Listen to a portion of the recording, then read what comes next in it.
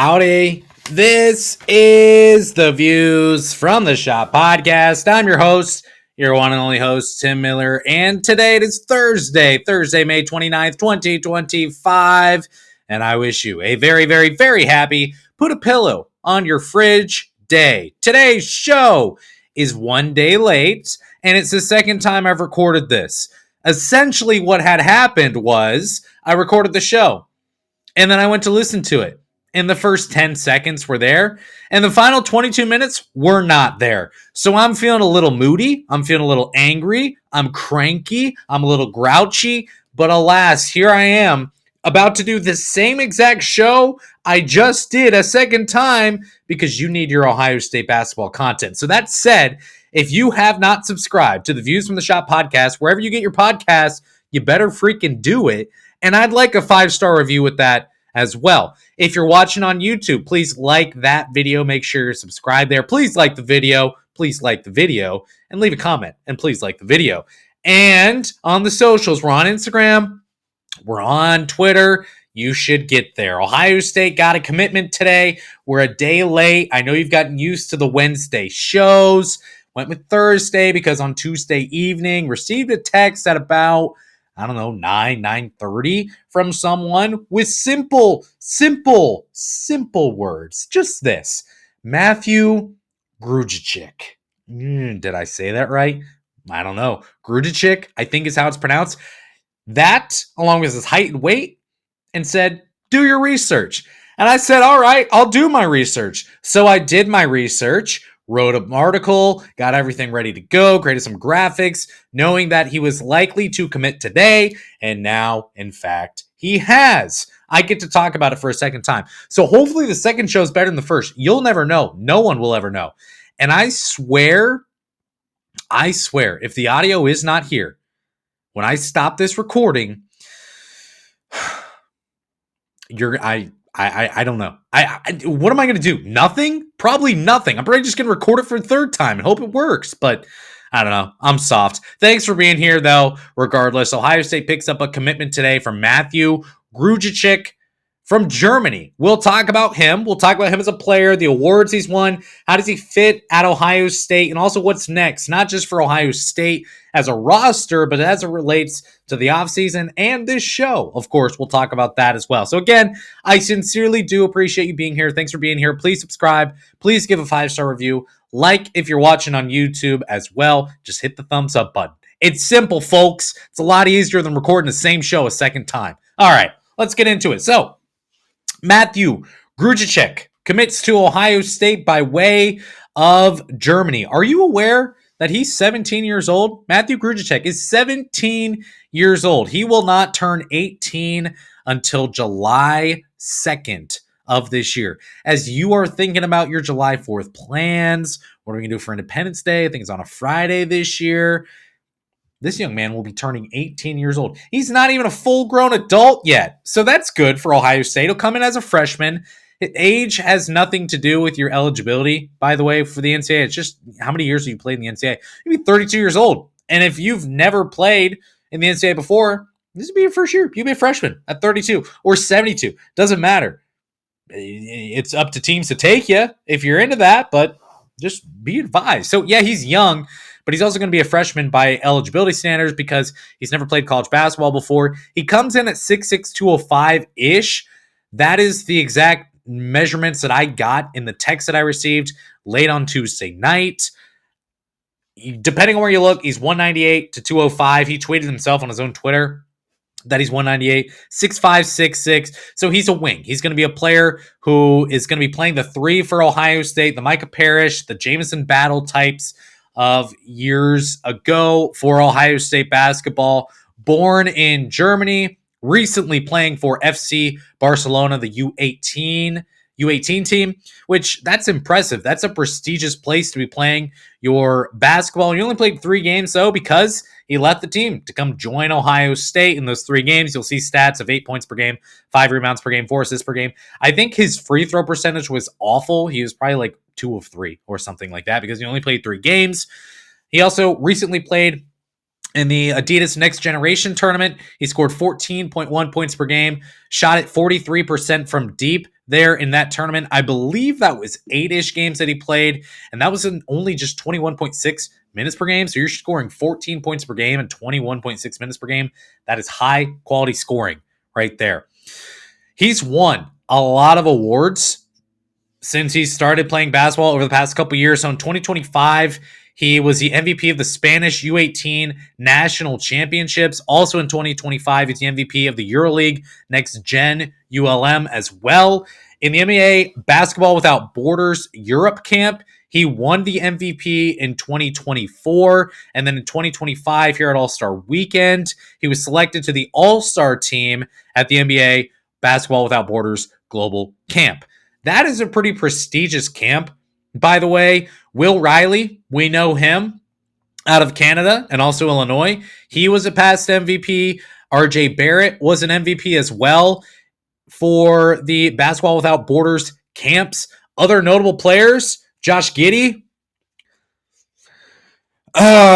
Moving on, Killian Hayes, Lou Dort, DeAndre Ayton, SGA, Joel Embiid, Pascal Siakam, Jamal Murray, Rui Hachimura. Many players have been a part of this camp as well. So not only being an MVP, not being an all-star, just simply being at this camp may lend you to having opportunities at the NBA level. He was also the MVP of the Catalan Championships in 2024 as well. So a lot of awards, a lot of hardware here for Grujicic. Yeah, that's an okay pronunciation. I should be like double as good now because this is my second time doing a show on him. I'm still salty about it. I'm not going to do anything about it. I'm just going to be angry about it, I guess. That said, a lot of awards, a lot of hardware. That's encouraging for him, especially as a guy who's, again, still just 17 years old. So this is going to be a wing. It's going to be a guy who can stretch the floor for Ohio State as a 3, as a small forward. Let's talk about the fit. So the first thing I would say, floor spacer, floor stretcher. He can shoot the ball. The catch and shoot ability is definitely there, along with his ability just overall to space and score off the dribble. So if he gets the ball behind the 3-point line, something that I think you'll see from him more so than a Devin Royal type at the 3 for Ohio State is he'll be able to catch a ball, maybe pump fake, maybe take a couple dribbles, get to the free throw line, and hit a mid-range jumper. That's something that you can expect from him. He fills the need here that Ohio State has desperately needed in terms of spacing at the 3. Devin Royal, not necessarily that player. I don't really think Colin White is that player either. Yeah, he can hit threes, but in terms of true spacing, in terms of true, we got to close out hard on this guy when he gets the ball. I don't think you have that necessarily with Colin White. Now, he needs to improve his ability probably at the rim, his finishing ability to go up to the rim strong and hit layups. I think that's something that you look for a little bit more. He's also a little undersized. So again, he's 17 years old. So you would expect that he grows a little bit, but the measurables, wingspan, fair amount shorter than what you'd like to see, especially at the wing or the guard position where you do want longer arms, and that's a lot more helpful. Same can be said about the standing reach and the standing vertical that he's sporting. But again, number one, he's 17 years old. Number two, athleticism, questionable for a lot of European players. Luka, Jokic, Dirk wasn't dunking all over defenders with the Mavs. These are guys who are skilled. They're tactful. By the way, views from the shop podcast.substack.com. In the article that I published, going through the commitment of Grujicic, kind of a Luka kind of catching a stray there. So just be advised on that one. So the measurables could use some help there. Not the most athletic, but again, he's European. He doesn't have the explosiveness. He doesn't have the first step. He doesn't have the speed, the athleticism that a lot of players in the United States have. That said, you need to be more skilled. You need to be more tactful. And that is the type of player that he is. 247 Sports as well, by the way, noted, quote, his unique blend of playmaking and scoring, three-point shooting, and defensive prowess, end quote. So 247 Sports published an article a couple months ago. Essentially, this is a player that wanted to play in college basketball.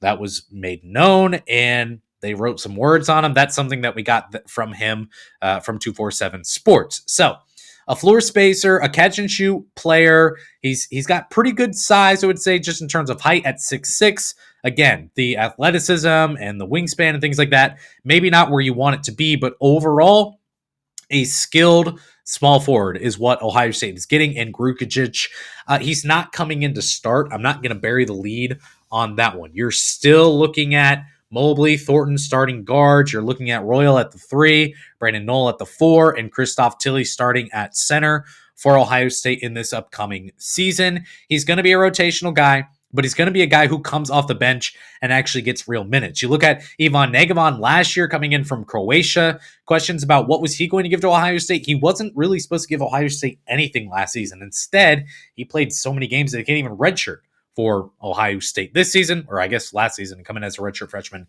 this year. Negevon was not supposed to play. This is a player that Ohio State does expect to play and to give good minutes. Again, he still hasn't turned 18, so he's going to need some time to develop. He's going to need some time to work on not just his game, but his strength in the weight room and all things like that, athleticism. Overall, this is a player who's going to see playing time this year for Ohio State. Is it Illinois? No. Illinois is just plucking everyone from Europe and stuffing them in a plane and saying, hey, welcome to Champaign. This is your home now. Enjoy. You're going to play basketball for me. That's what Brad Underwood is doing. Ohio State, not really the program that goes after a lot of international talent, but 2 years in a row now, they have done that. So we'll see what he can give to Ohio State. Overall, there's questions. Your opinion on how good Grujicic can be for Ohio State is likely rooted in your perception of Jake Diebler and the program at large. If this time last year you're unhappy that Jake Diebler got the job and you wanted Dusty May or whatever other names were thrown out there, Rick Pitino or John Calipari or whoever else, Nate Oates, I don't know. There are names out there that maybe were in the market, maybe were not, and people wanted other people that were not Jake Diebler. You got Jake Diebler. And if you don't like that, if you don't like what happened last year, if you don't like the direction the program is heading in, you probably do not like this addition. At the same time, though, if you are a fan who we talked about this on the show last week, where you do feel more optimistic about Ohio State basketball this year than you did last year, and you like Jake Diebler, you like what he's done with the roster during this offseason, then you would probably say, you know what, I think this would be a good player for Ohio State. So there's not a good way to gauge the overall talent level. There's not a good way to gauge how good Grujicic will be for Ohio State because he comes from Europe. There's so much unknown with this. He doesn't have 3 or 4 or 5 stars next to his name coming in as a freshman. So it's just a different type of player that Ohio State is getting. That said, the variance could be very high in terms of what he could bring to Ohio State. But I will tell you, Ohio State is not expecting him to start necessarily. They do see him as more ready than Ivan Negevon was this time last year. They do expect him to give Ohio State good minutes. So now, where does Ohio State go? Is the roster set? You've got Thornton Mobley starting at the 1 and the 2. You've got Royal at the small forward spot. You've got Knoll at the 4. And starting at center, you would expect Christoph Tilly. Now, off the bench, contributors, you see Cups, you see Tayson Chapman there. In the backcourt for Ohio State, you would see Grujicic and Colin White, Amari Bynum expected to contribute at forward for Ohio State, and then Oshan Wuna, as well as Negevon, who you would expect there to contribute for Ohio State there at center. So that said, as I said for weeks, if Ohio State didn't get Darrion Williams, which is a borderline swear word at this point, if Ohio State didn't get Williams, you were looking at the Buckeyes either going after a developmental guy or an international talent. I'd said that for weeks on this show, gave more context on the exclusive Ohio State basketball. What do I call you guys? Basket Bucks insider subscribers, I think is what you're called if you're a paid subscriber on the Substack. Gave some more info there as well. But at the end of the day, Ohio State was not going to go out and add a player that was going to be starter level if they didn't get Williams. They weren't going to go out and add a player that was going to be potential star or like Williams pushing Ohio State to the Sweet 16, closer to that in terms of expectations than a player who would be, I don't know, closer to the end of the bench and not really helping your chances of making the NCAA tournament or anything like that. That's just a situation that Ohio State was in. So that said, if they do add another player, it's probably going to be international. It's probably going to be developmental, something like that. That at the end of the day, we're so worried. Past couple days, people have been so worried about who is this player, as Hoops Insider catches wind of this and starts tweeting out and the cryptic gifts and all those different types of things. And everyone wants to say that they know who the player is. And some guy on Twitter with 19 followers is saying, hey, like, you may not know this guy, but I know who he is. Guys, don't worry. He's going to be good. Like, let's just, I don't know. You probably have thicker skin than I do. That just bugs me for some reason. Some people may be into that. They like the cryptic tweets or whatever the case may be. Me personally, that's why I didn't tweet about this like at all, essentially. I'm not going to be that guy.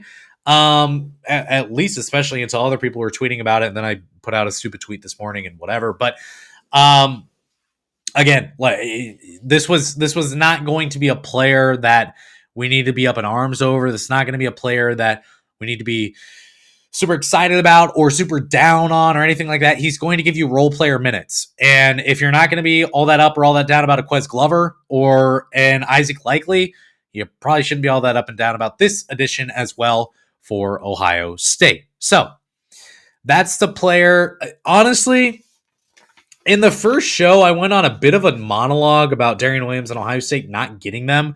I'm not going to do that all now because I just can't do it again. And I'm really terrified of hitting end recording here and seeing again it hasn't shown up. But all I will say is this. Ohio State missed out on Darrion Williams. That does not make the pickup of Christoph Tilley or Gabe Cupps or Josh Ojanwuna or any other player they've got in the portal or in the freshman class incoming, doesn't make those players any less. I know there's disappointment about not getting Williams. Doesn't mean the guys that they've got are any worse just because you didn't have Williams. And on the flip side, I don't know. If you're still white-knuckled angry about Ohio State not landing Darrion Williams over NC State, Kansas, BYU, programs that have the money and just have better program health than Ohio State does at this point, if you're still upset about that, maybe you needed Bruce Thornton to walk away. Maybe you needed John Mobley Jr. to take his talents elsewhere. Maybe you needed Devin Royal to move on from Ohio State. The foundation did their part. Ohio State and Jake Diebler did their part to retain top talent at Ohio State.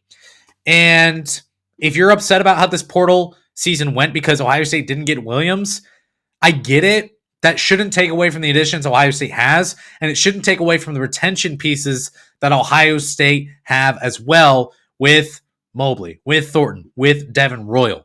Ohio State did its job and kept its best players and also added nice pieces around them. I will talk later on about how good I think this team potentially could be. If you listen to the show or watch the show at all, then you know kind of my feelings on the team already. But at this point, again, not getting Williams shouldn't take away from the additions that they've made already. And if you're watching on YouTube, I got kind of under my nose here, just an itch, and it's bothering me.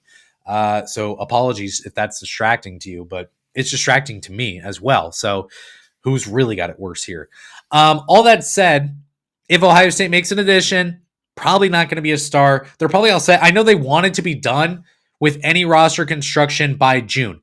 Now, there are questions here about the roster still at this point, not just in terms of what does Devin Royal give you at the 3? What is Gabe Cupps going to give you? But also in terms of, here's a secret, is Dorian Jones going to be on the team? That's just, I'm going to put it out there. I'm wondering that. Those who are on the paid, I don't remember what the name is for this, the on the Substack where you're an exclusive subscriber, they have some more background of this. I don't know. I don't know if he's going to be on the team. If he's not on the team, do they go out to look to fill that spot elsewhere? I don't know. Does it matter though? Because was he going to give you that many great mitts this year? Were you expecting him to come in and be a high quality role player, or was he going to be closer to the South Pole than the North Pole on the bench? Closer to the South Pole, do you really need to use any kind of money, any NIL on a player like that? That's a decision Ohio State has to make. I know that there's people internally who have opinions on that one way or another, but that's a choice Ohio State's going to make. All that said, I think the roster, any additions that they make at this point, it's going to give you maybe a half win more, maybe a whole win more. Maybe instead of being 18-13 or 19-14 or 17, it's just not going to be that different at this point. So Ohio State lands Mathieu Grujicic. I like it. I think there's a lot of potential there. I I can't figure out a way to get passionate about not liking a 17-year-old prospect. Sorry. With the awards that he's won and the promise that he shows, I can't bring myself to hate him. If you can, good on you, I guess. I can't. So that's my opinion on him. All right.